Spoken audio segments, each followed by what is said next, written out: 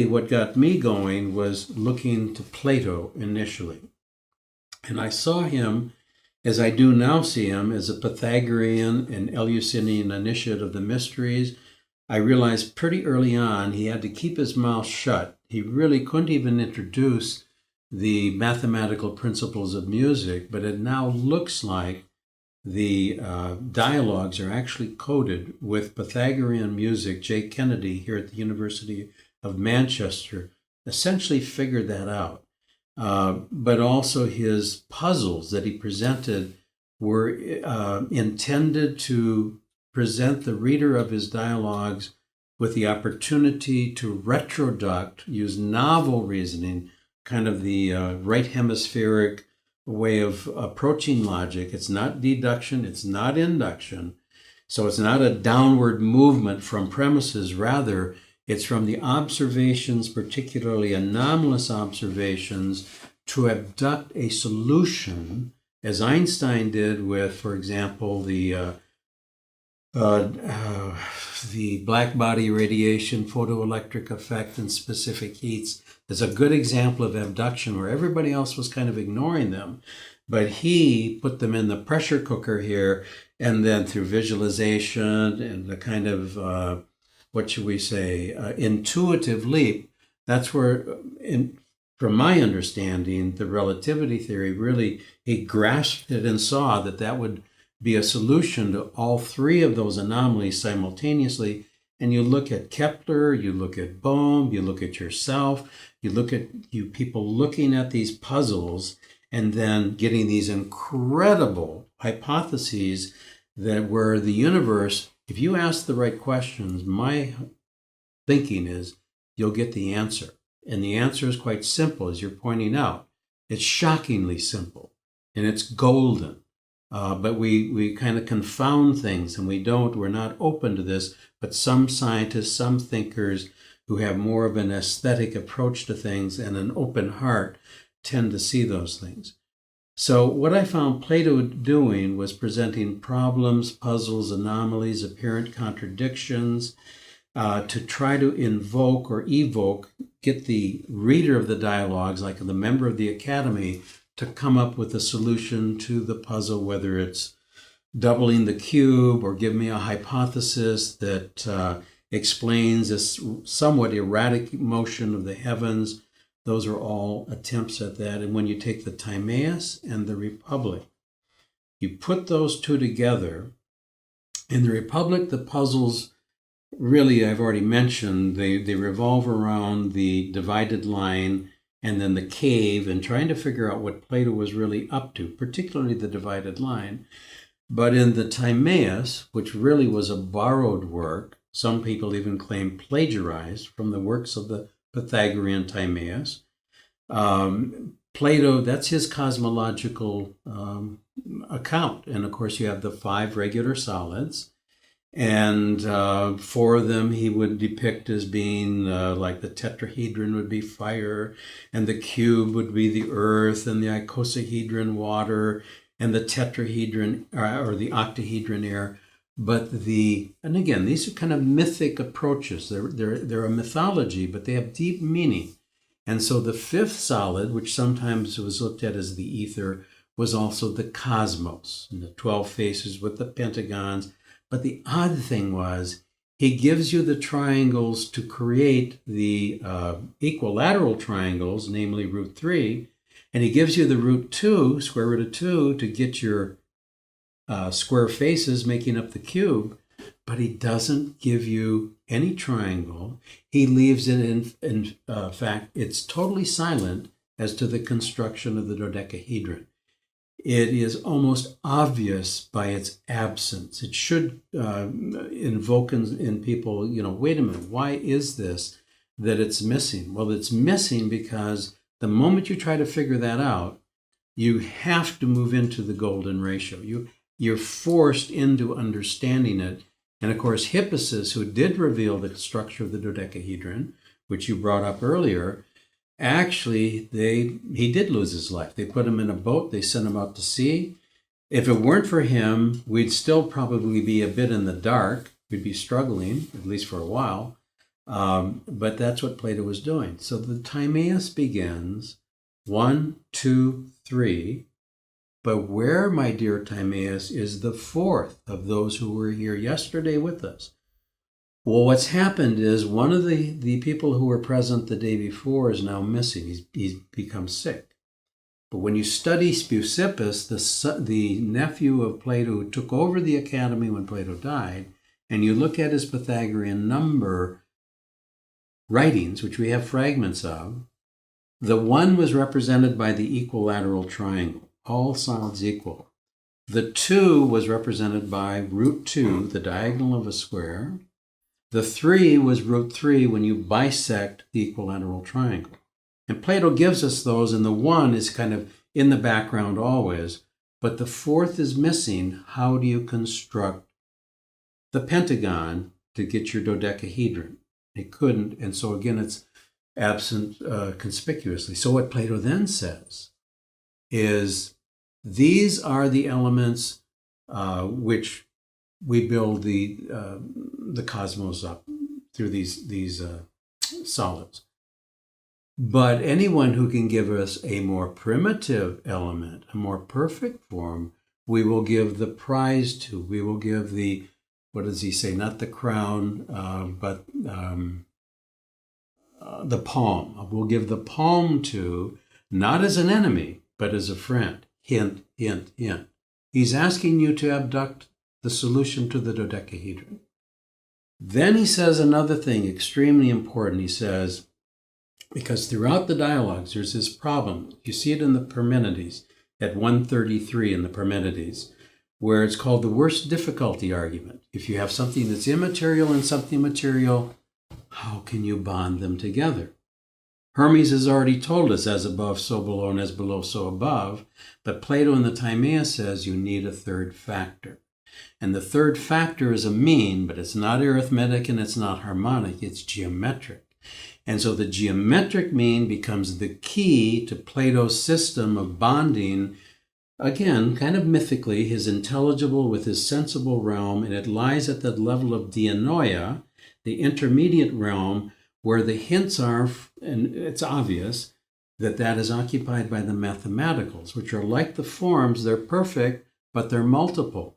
And they get infused into the sensible world because the mathematical realm and the sensible realm, mathematically, when you divide that thing and get 4 parts, they're equal.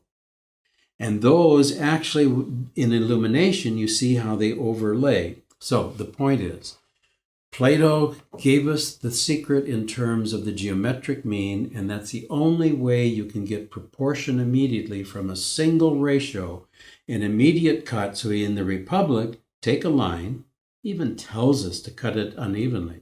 If you cut it in half, then the whole line is to either segment 2 to 1, and the 2 parts are going to be 1 to 1 in terms of ratios. And those are not equal. But if you golden cut it, the whole is to the longer in the same ratio as the longer is to the shorter. Or, if you prefer, the shorter is to the longer in the same ratio as the longer is to the whole.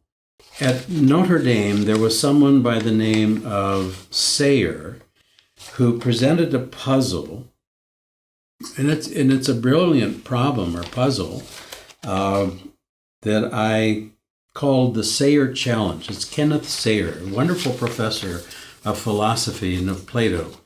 And he wrote, "It is barely possible that Plato had the golden section or golden rectangle in mind when he constructed the divided line and thought of its unique aesthetic qualities as somehow reflecting the good as the ideal of beauty. The commentator convinced of this would have the formidable job on his hands of making a sense of the extended quality." And then he takes the divided line and you have the parts A, B, C, D. And he says, well, A is to B equals C is to D, and A plus B is to C plus D equals C plus D is to A plus B plus C plus D. In other words, he sets up this incredible kind of geometric proportion sequence, but it's simple. Because the moment you do a cut, and you do a golden cut, it all falls into place. It became the basis of my little golden section book. That's at the beginning of it. That is, for me, Plato's revelation that the golden section is the key, really, to the universe.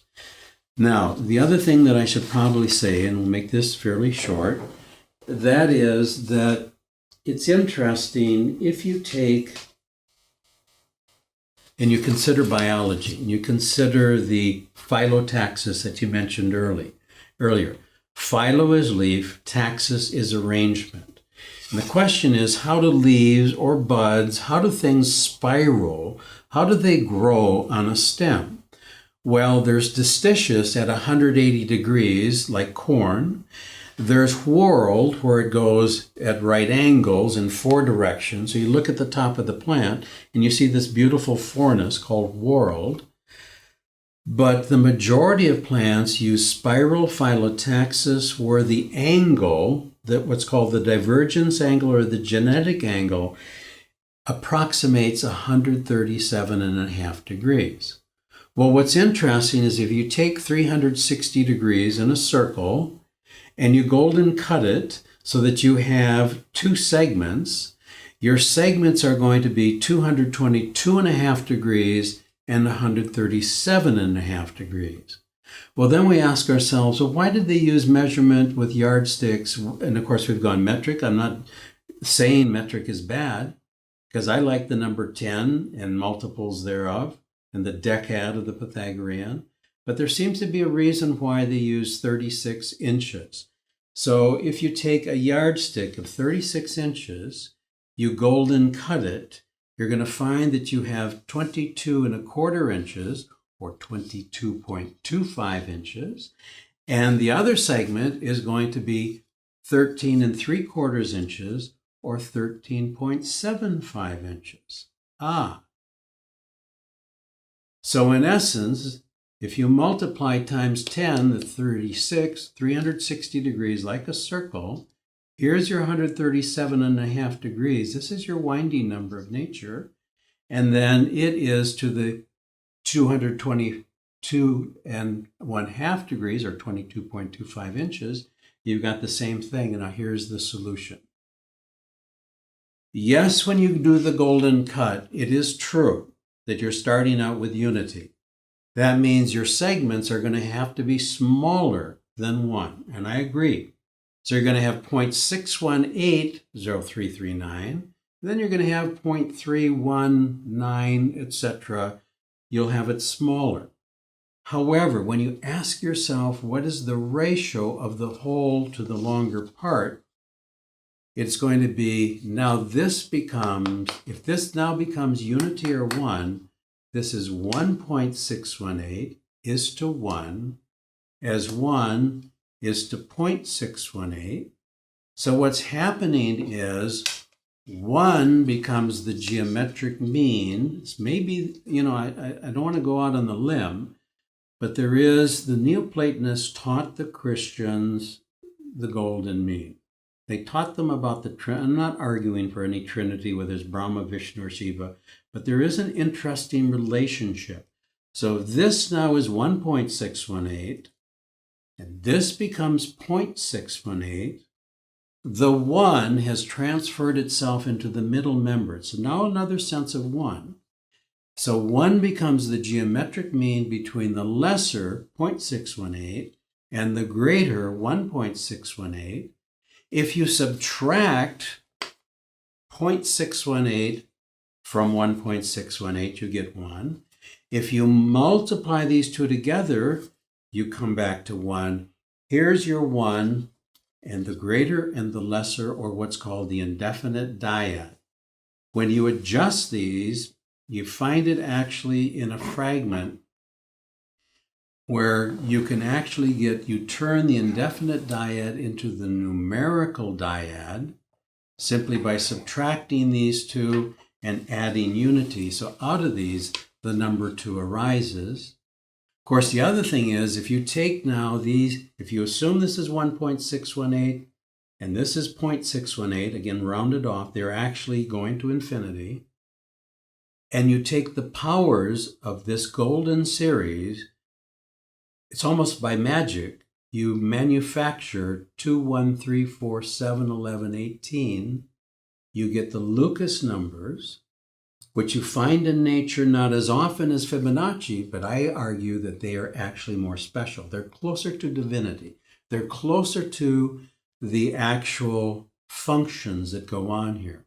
And so with the Binet formula, and it's common knowledge, but nobody pays any attention, the integers seem to be manufactured out of the greater and the lesser, the golden ratio in its two forms.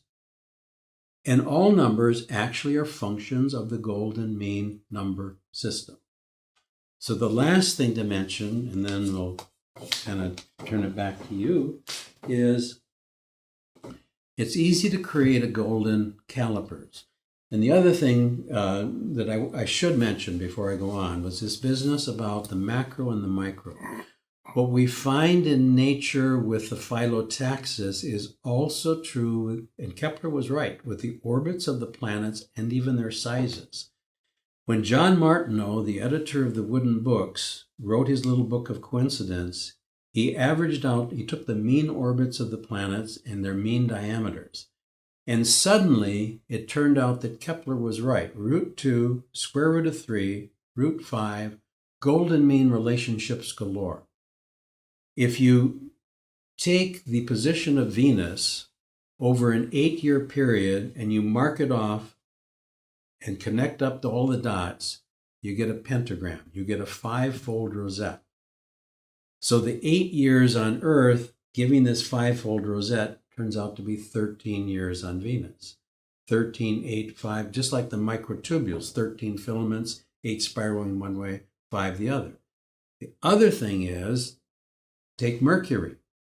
If you take the mean orbit of Mercury and compare that to the mean orbit of the Earth, of course they're elliptical, but if you turn them into the mean orbits, you find that the orbit of Mercury related to the Earth is the greater squared is to 1. If you take the diameters of the two planets, the greater squared, what I would call 2.618, is to 1. Earth is to Mercury.